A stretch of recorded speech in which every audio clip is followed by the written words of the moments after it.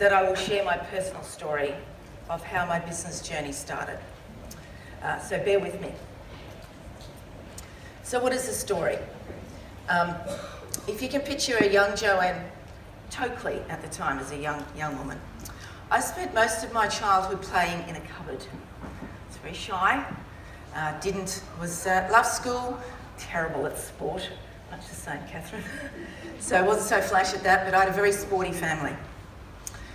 Let's fast forward to the 8th of September 2001.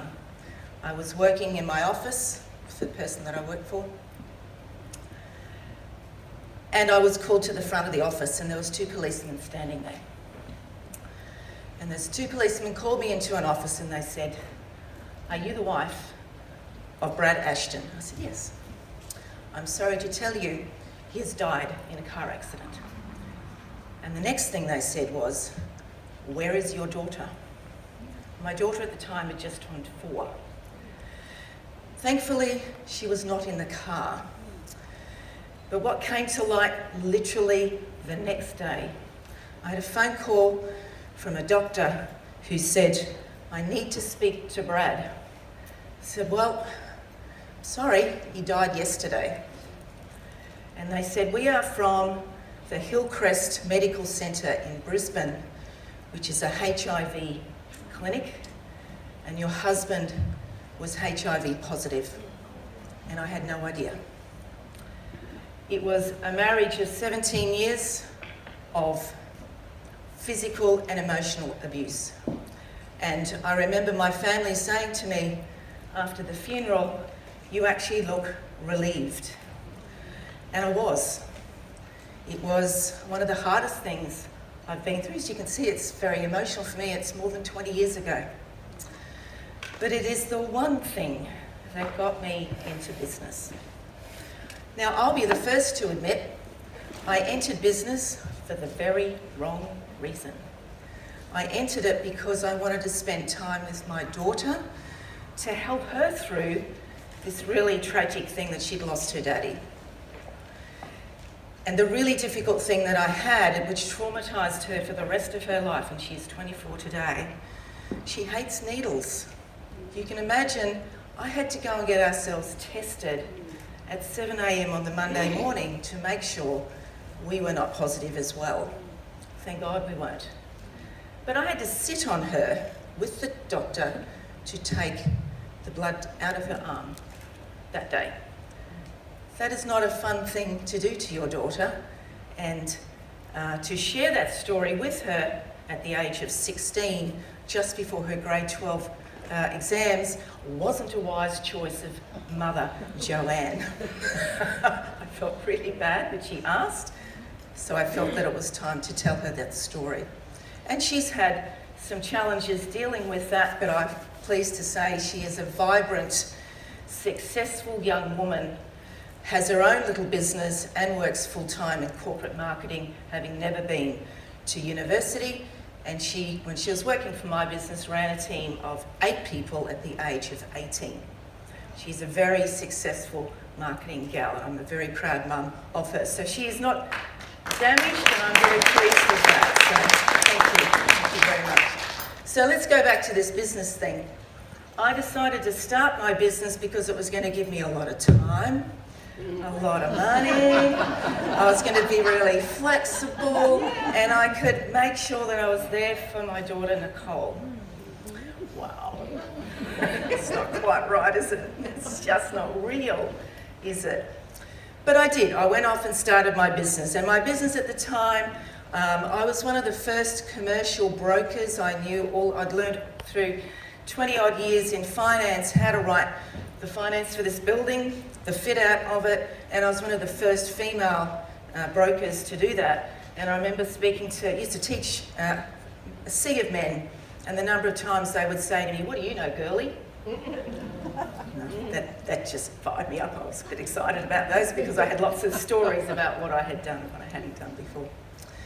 So I started this business with a thing in my head to go, everybody knows me. Brisbane's a small town. We've been writing finance for all these people. They'll just come. No, They don't. They don't come. So I started this humble little business, and there's a bunch of things that came my way. So I was very fortunate. I was writing, I'll go back a bit, I was writing qualifications in the finance sector. So I wrote the Certificate 4 in Mortgage Broking, I wrote the Diploma of Mortgage Broking, and for those organisations, they came to me and said, so we want to franchise our organisation as a registered training organisation. Do you know somebody who might like to look after Queensland? I've got 250 students to give them. And I went, well, I don't know somebody, but I'll do it. It sounds like a great idea. So I suddenly get 250 students, yay. Another business decision that was interesting, in that when I went to the franchisor and said, so systems, processes, how do we do that? Yeah, I don't have that. All right, so Joanne hopped in and wrote the processes, set up the system, and he built his business to a very sizable business. I introduced him to a fellow that I knew. He sold the franchise to them for 20 million, and suddenly I didn't have a business anymore. And I'd been working on this business, and it was, for me, it was a humble little business, 2 million turnover, had good clients, set up all the systems, but suddenly the new owner went, yeah, we don't need you. And not looking at the contracts properly, we had no fight.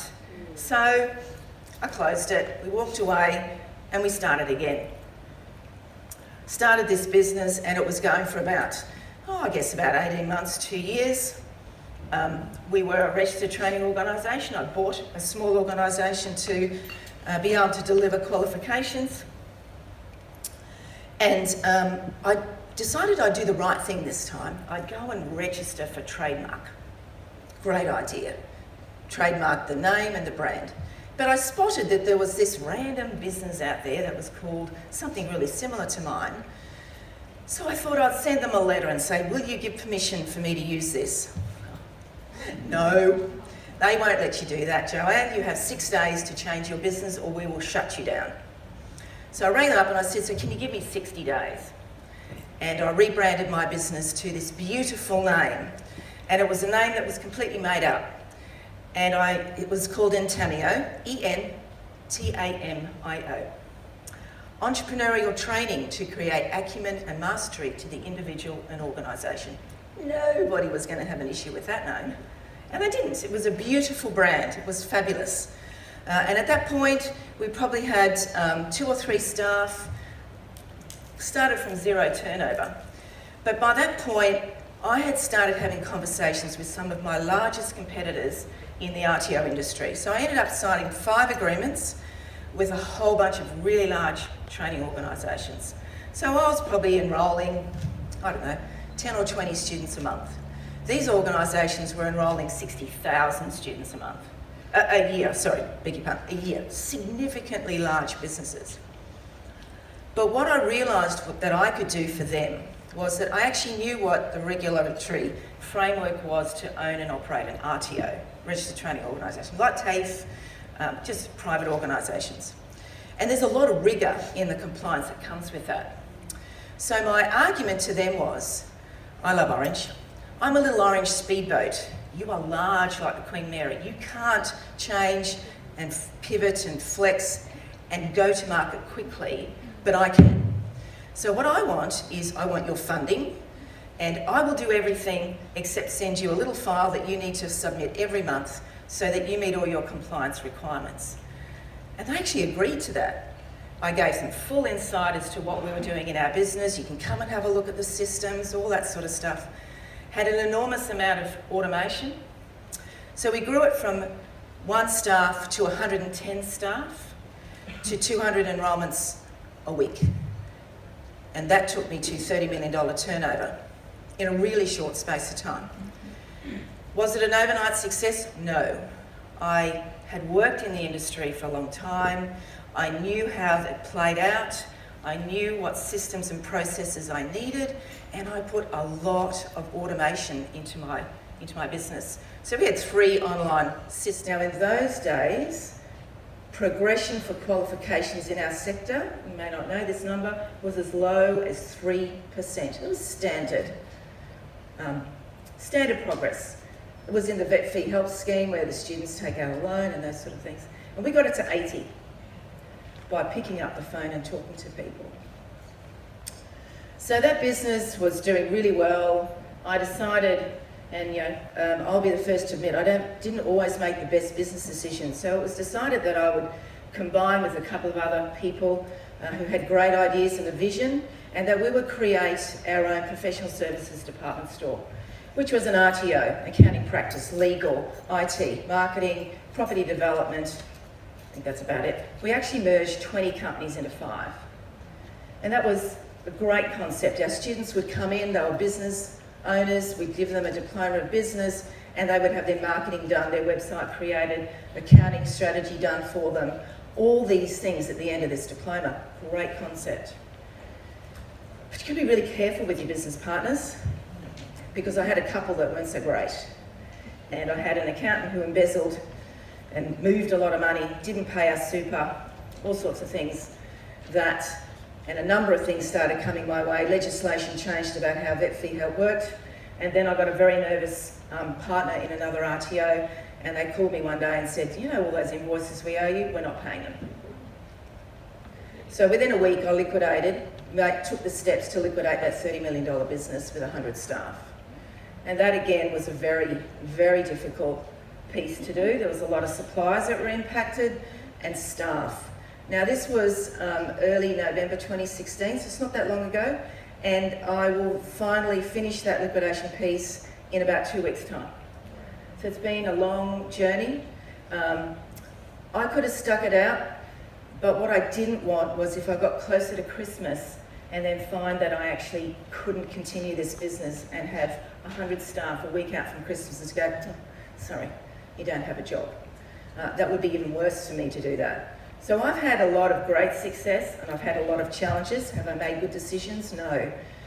Am I somebody like these other ladies who've been speaking today who clearly have a great passion and an early awareness of leadership and building business? Me, I had a kick in the back of the head because I needed to look after a child, and I was lucky that I had a number of opportunities come my way. But what I was really aware of is that I need to build relationships like know and trust, understand my audience of who I'm talking to, and the biggest thing that was important for me was automation. Automation was an enormous piece for us, and it was fairly new in 2014, 2015, 16. It was very expensive. It was ridiculously expensive, but it also enables you to grow really quickly, really, really quickly. So I've liquidated that piece. As I said, it'll be finished in the next couple of weeks, 30th of June. My daughter has said to me, Nicole said, I'm coming down, we're having champagne, and we're going to celebrate that this thing is done. So yeah, I said, yeah, that sounds like a really great idea, kiddo. Let's drink the bottle. So Navigate Biz came about. I will be honest. I lost my house. I lost all my vehicles. I had to sell everything. So I turned 59 this week. So closer to 60, and I'm starting again. But you know, that's okay. I actually don't mind that. It's been such. What I've become really aware of is that money will come. I live at Hope Island, I live on a lake, I am healthy, my husband is healthy, my daughter is doing great, and I have a 90-year-old mum who's still going well and driving and mowing and all sorts of things. So I'm okay with that. I'm okay with that. So I was very fortunate that I met my business partner, Nick Barnstor, about 7-8 years ago. Incredible businessman, and he came to me and said, and apparently he said, only disclosed to me the other day, he was really nervous to come and speak to me. He said, Joanne, I have a really great idea. I would love to get all the business stuff that we've learnt over the years and put it into a platform that we can share with small business owners. And I went, actually, that sounds really great. It's not accredited learning, is it? Question mark? No. I went, great, yes. I would love to do that, non-accredited learning. So I have, as I said, this is the first time I've really shared my story, and the reason I've done that is I started writing my book that sits all around this, and I realised the importance of going to the personal part of my story, not just the business, because it's the impetus that got me going.